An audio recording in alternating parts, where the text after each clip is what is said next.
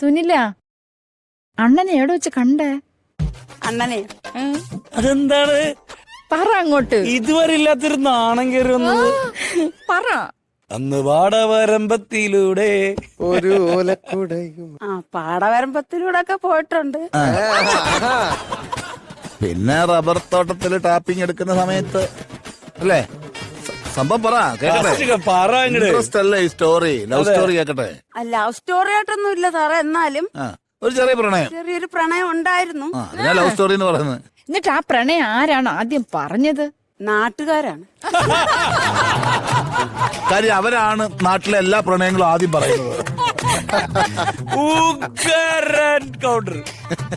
എന്നിട്ട് അപ്പോഴാണോ നിങ്ങൾ മനസ്സിലാക്കിയത് നിങ്ങള് തമ്മില് ഇഷ്ടമാണെന്നുള്ളത്? ഇനിയിപ്പോ അന്നേരം ഇത് മുമ്പോട്ട് തന്നെ കൊണ്ടുപോകാൻ ഞങ്ങൾ അങ്ങ് തീരുമാനിച്ചതാ. ആ, അങ്ങനെ നാട്ടുകാർ പറയാൻ എന്നാ കാര്യം? അതിപ്പോ വെറുതെ അവർക്ക്